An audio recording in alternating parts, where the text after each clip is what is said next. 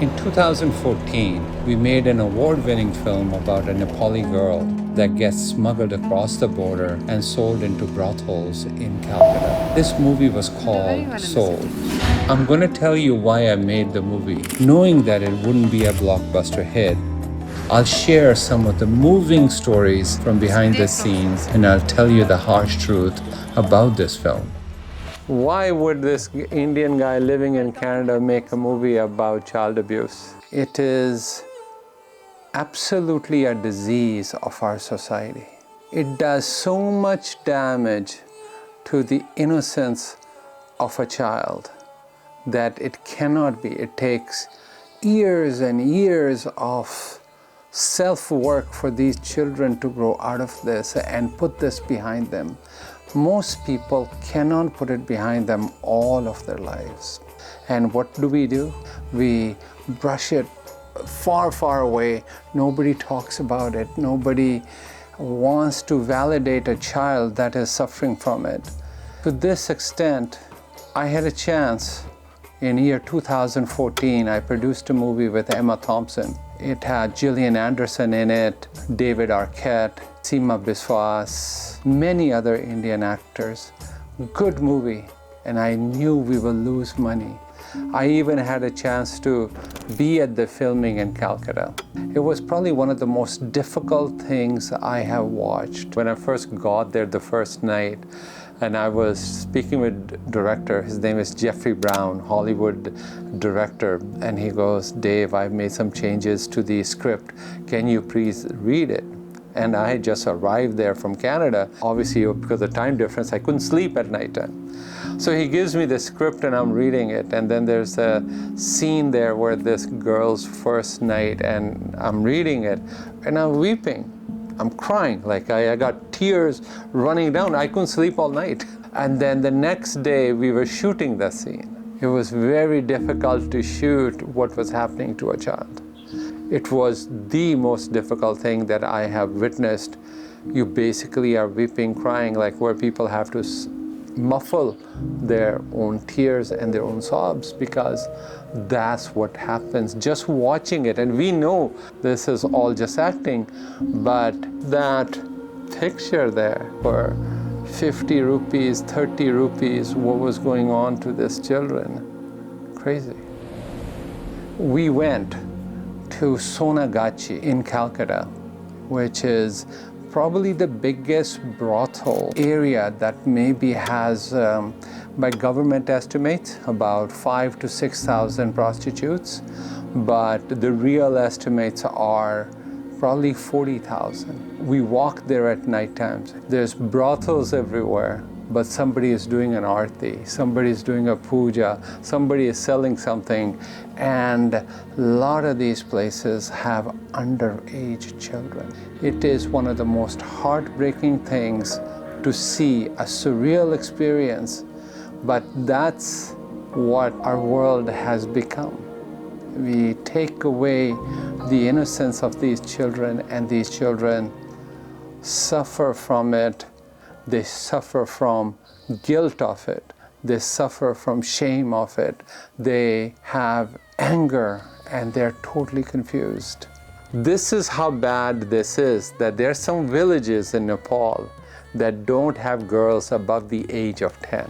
All have either been sold into house labor, servants, or into the sexual industry. We also had a chance to go to one of these places where all the rescued girls were kept.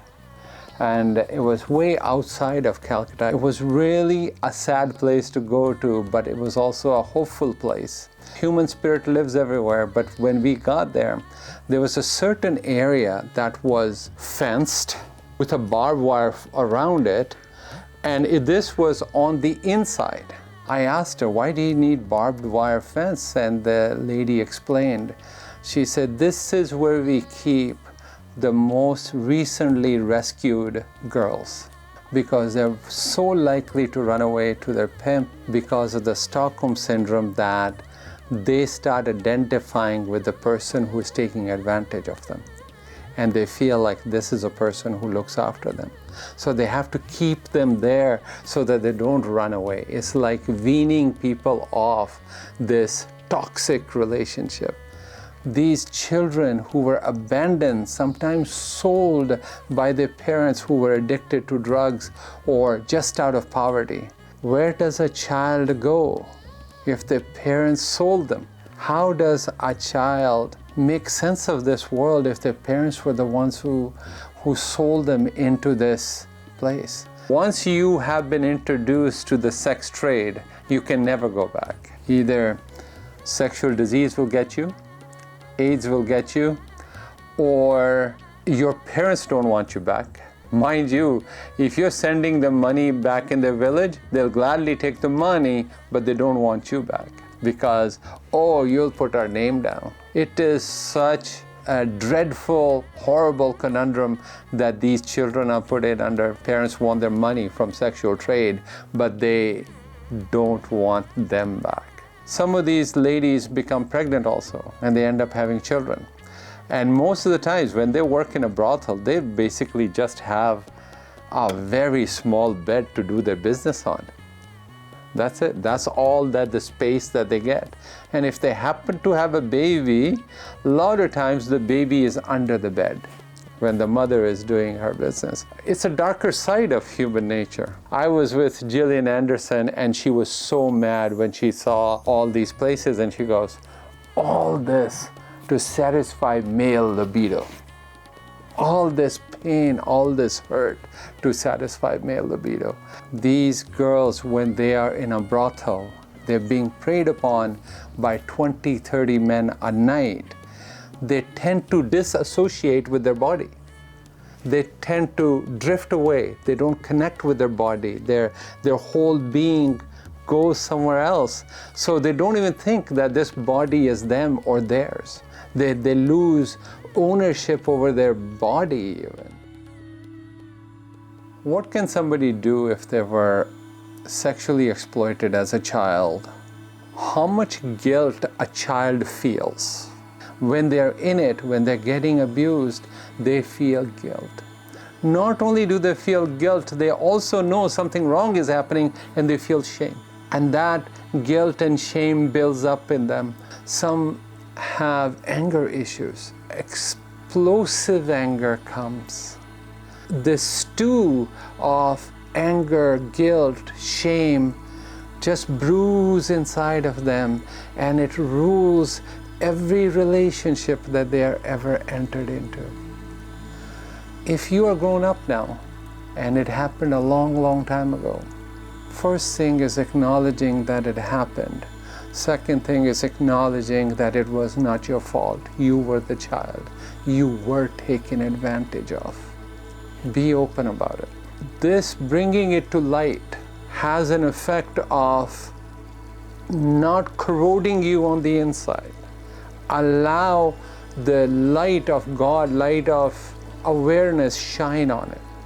Find strength to forgive the perpetrator. This takes a lot of strength to find forgiveness. Because if you don't forgive, it will still haunt you. Eventually, let them go. All of the events in your past helped you become the person that you are. And if this has given you sensitivity towards other children that are like this, then maybe they served in a very convoluted way a purpose in your life. Don't allow it to hold you back. Take this situation that has happened and use it for your spiritual practice, where forgiveness and beyond forgiveness lives. Something in my past told me that this story needs to be told. This drama needs to be made.